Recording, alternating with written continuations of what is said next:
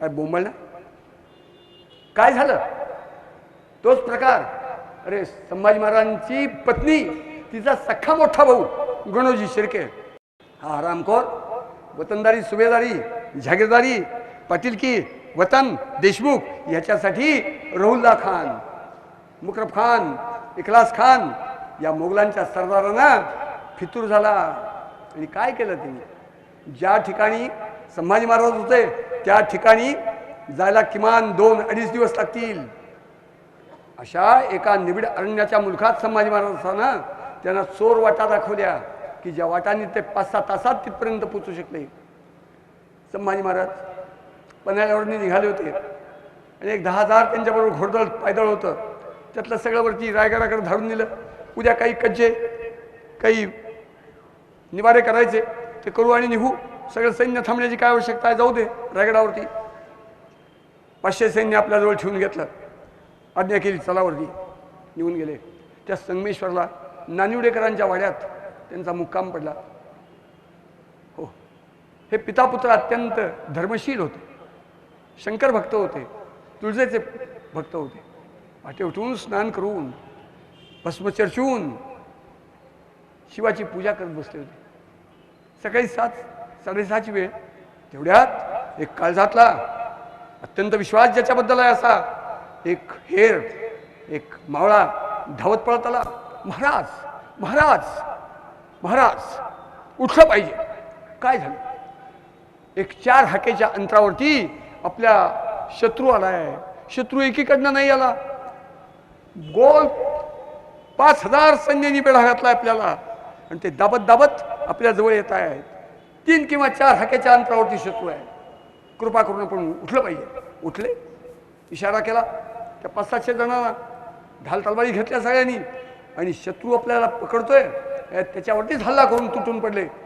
आणि संभाजी महाराजांनी त्या मोगलांच्या बेढ्यावरती तुटून पडून निसटून जाण्यासाठी लढाई सुरू केली. एक घनचक्कर लढाई झाली. मराठी अनेक पडले, मुसलमानांचे सैनिक पडले, रक्तबंबाळ काही झाले, अनेक जण मेले. संभाजी महाराज आग होती आग, ते लढत होते. अंगजणी पाय उतार होऊन अनेक जखमा झाल्या आहेत, रक्त वाहत आहे. अशा स्थितीत संभाजी महाराज मराठ्यांचं सैन्य जवळपास मेलं. मालोजी राजे घोरपडे गेले, संभाजी महाराज पकडले गेले. इथं इथं इथं इथं इथं इथं गळ्याला, कमरेला, गुडघ्याला, घोट्याला साखळदंडाने बांधलं. अंगावरचे कपडे फाडून टाकले. अंगावरचे कपडे फाडून टाकले आणि संभाजी महाराजांच्या कुल्ल्याला इतक्या रुंदीची एक 4 फूट उंचीची लाकडी चौकट मधनं पट्ट्या मारलेली ती इथं कुल्ल्याला बांधली, कमरेला बांधली, छातीला बांधली, अनवटीला बांधली, कपाळाला बांधली, हात वरती दोन्ही करून बांधून टाकले त्या चौकटीला. त्याला कुलाल खोडा म्हणायचं. आणि त्यांच्या अंगाला सगळं काळं फासलं आणि उंटावरती उलट बसवलं. उंटावरती उलट बसवलं. दिंड सुरू झाली. 11 फेब्रुवारी 1689. पहिल्या दिवशी फार काही नाही, 35 मैल दिंड निघाली. कुणी धूळ टाकते, कुणी दगड मारते, कुणी पेटलेले चिंध्या अंगावर टाकतायत, कुणी बाणानी, कुणी भाल्यानी टोचतायत, कुणी शिव्या देत आहेत, थुंकतायत. अशी केळसवाणी बिभत्स संतापजनक त्यांची धिंड निघाली. 11 फेब्रुवारी संपला. कुलाल खोडा बांधलेला आहे. उंट तिकडं निघालाय. संभाजी महाराजांचं तोंड इकडं आहे उलट. उंटावरती बसण्याचं काय सुख असतं ते मला ठाऊक आहे. मी माझ्या वयाच्या 22व्या ते 20व्या वर्षी एका उंटावरती 20 किलोमीटर प्रवास केला होता. पुढे 2 महिने मला परसागरला बसता येत नव्हतं, झोपता येत नव्हतं, जेवायला बसता येत नव्हतं, परदिशी उठता येत नव्हतं की ज्या वेळेला मी किमान 500-700 जोर मारल्याशिवाय अन्न खायचो नाही, कुस्ती खेळल्याशिवाय थांबायचो नाही, मलखाम केल्याशिवाय जमायचं नाही.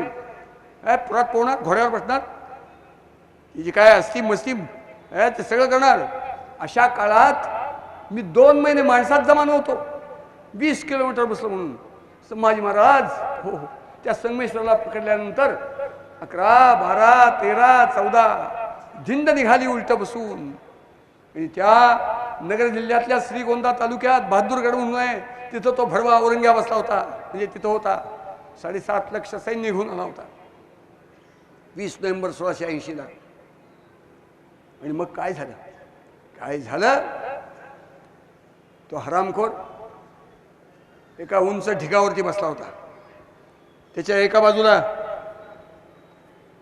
6-7 फूट उंचीचा हबशी सिद्धी, काळा कभिन्न, इंगळासारखे लाल डोळे, निग्रो माणसाच्या सारखे राठ केस, उघडा बंब, लुंगी लावलेली, अत्यंत क्रूर मुद्रा, खिकडे खिकडे भाले घेऊन त्याच्या डाव्या उजव्या बाजूला उभे होते. त्याला जल्लाद म्हणायचं. की ज्यांना कुणाला तरवारी म्हणून कोण उडवायचंय तर ते सहज उडवून टाकणार, कुणाला फासाची दुरी उडवायची अगदी सहज करणार, कुणाला बंदुकीच्या गोळ्या घालायच्या त्या अगदी आनंदात करणार, असे क्रूर वृत्तीचे ते उभे होते. त्याच्या पलीकडं एक विधभर खोलीचा एक मातीत खड्डा खणला होता. खुर्ड्याची कणसं भाजण्यासाठी आपण जसं आर करतो शेणकुटं घालून, एक 3 फूट लांबीच्या लाकडी बुठी बसवलेल्या 2 पोलादी कांबी तापत ठेवल्या होत्या. ते डुक्कर बसलं होतं वरती औरंग्या, त्यांच्या समोरून उभं केला 25 फुटावरती. गुलाल खोडा बांधाय 4 दिवस झाले. हो आमचा छत्रपती. आणि काय तिथं आणल्यानंतर संभाजी महाराज आग होती आग, असे चडफडून काहीतरी बोलायला लागले. तसे म्हणले खामोश, माझ्या बोलण्याचं पहिल्यांदा उत्तर दे. तुझा खजिना कुठं कुठं आहे ते सांग. माझ्यातले कोण कोण सरदार तुला आत्मफितूर आहेत ते सांग. हे संभाजी महाराजांनी ते ऐकलं आणि शिव्या द्यायला लागले, संतापून बोलायला लागले. तसं तो सुतळीचा म्हणला देखो ये काफिर, ये हैवान मेरे तरफ कितनी कड़ी नजर से देख रहा है. जल्लाद क्या देखते हैं, ये काफिर को जरा अल्लाह की नजर दे दी जाए. याला अल्लाची नजर द्या. त्या दोन्ही जल्लादांनी आपल्या उजव्या हातातले भाले डाव्या हातात धरले. दोन्ही जल्लाद त्या आराच्या जवळ गेले, तापत ठेवलेल्या कांबीजवळ लाकडाच्या मुठी पकडल्या. असा जखडबंद असलेले संभाजी महाराज 6.5 फूट उंचीचे. संभाजी महाराज देहानी मोठे धिप्पाड होते, रणमर्द होते, हिम्मतवान होते. हो बांधलेला आहे, जखडबंद आहेत. अशा संभाजी महाराजांच्या डोळ्यात त्याच प्रत्येकाने एक एक काम डोळ्यात घातली, डोळे फोडून टाकले. सर्व धर्म समभाव गांधी तोंडाने बोलणारे हिजडे हिंदू. सर्व धर्म समभाव आहे. झालं, डोळे फुटले. दुसऱ्या दिवशी दिनांक 16 पकडल्यापासून 6वा दिवस काय केलं? ज्या आरामध्ये त्या कांबी ठेवल्या होत्या तापत, त्याच आरामध्ये लाकडी मुठी असलेले सांडस 2 तापत ठेवले होते. दुसऱ्या दिवशी सकाळी ते डुक्कर बसले त्या ढिगावरती. महानीच. पण 1304 वर्ष झाली मुसलमान हा स्वभाव काय आहे तो हिंदूंना कळत नाही. हिंदू मुस्लिम भाई भाई मंत्र दिला नोटेवरच्या महापुरुषांनी आम्हाला, आणि हिंदुस्थान खड्ड्यात जाईल. शिवाजी महाराज संभाजी महाराज या परंपरेला सोडत चिठ्ठी देऊन हा देश हिजड्यांचा बनवला. त्याला कारणीभूत महाराष्ट्र आहे, हरामखोर महाराष्ट्र आहे. अरे ब्रिटिशांच्या नरड्यात सुद्धा संबंध देश कुणी घातला? ब्रिटिशांनी जिंकलेला नाही आहे. हा संबंध देश मराठा लैतीन पंडितांनी जिंकून दिला आहे. मला कळतच नाही आमचा कोण परका कोण, वैरी कोण, कैवारी कोण, शत्रू कोण, मित्र कोण, हे कळतच नाही हिंदूंना. काय झालं? दुसऱ्या दिवशी ते बसलंय तिथे खपर. जल्लाद क्या देखते, तशी त्या जल्लादाने एकाने एक सांडस दुसऱ्याने दुसरी सांडस घेतली. एकाने नाक लाल भडक सांडस, नाक दाबलं, मांस आणि रक्त जळायला लागलं. बरं 2, 4, 5 मिनिटं असं दाबून धरलेलं नाक, तोंड वाचलं, उघडलं गेलं आणि जीभ बाहेर आली. दुसऱ्या जल्लादानी हो लाल भडक सांडस तोंडात घालून जीभ तोडली.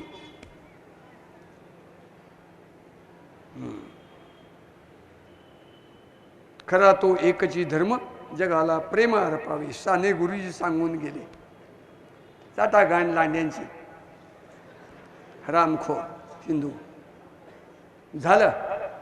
दुसऱ्या दिवशी काय, खालचा ओठ कापला, त्याच्या पुढच्या दिवशी वरचा ओठ कापला, त्याच्या पुढच्या दिवशी कान कापला, त्याच्या पुढच्या दिवशी हा कान कापला. 10 दिवस झाले. 11व्या दिवशी उजव्या हाताचा अंगठा डाव्या पायाचा अंगठा, 12व्या दिवशी डाव्या हाताचा अंगठा उजव्या पायाचा अंगठा, अशी 20 बोट, रोज 2, खालचं एक वरचं एक, अशी 10 दिवस बोट तोडली. पुढं धिपाड होते.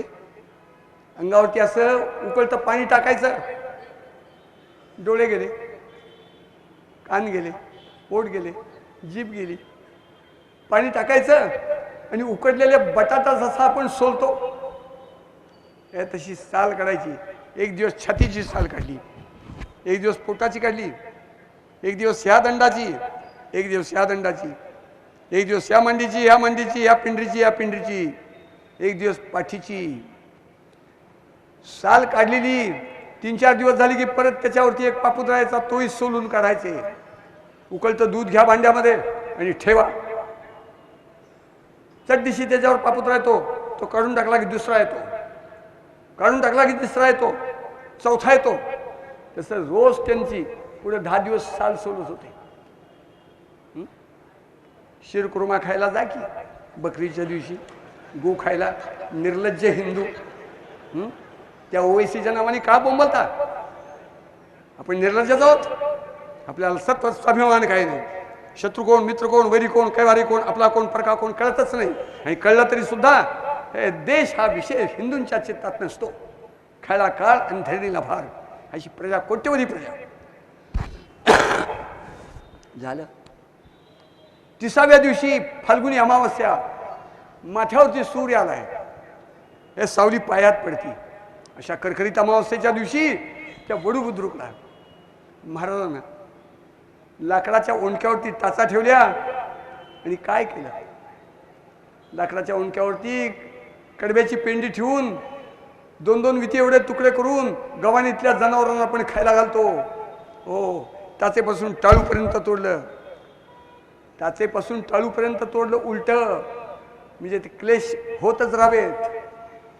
मस्तक तोडलं, मांस मेंदू कोरला, उंच कळकावरती ती कवटी बसवली, लटकवली आणि विजापूरकडे तिची धिंड काढून नेली.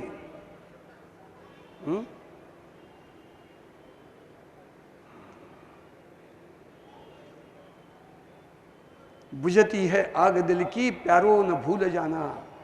मी गोनी दांडेकरांच्या कंठातून म्हणलेलं हे गीत ऐकलेला माणूस आहे. ते अर्थांतकरण ते गीत म्हणायचे. बुझती है आग दिल की प्यारो न भूल जाना. आम्हाला काय घेणं देणं?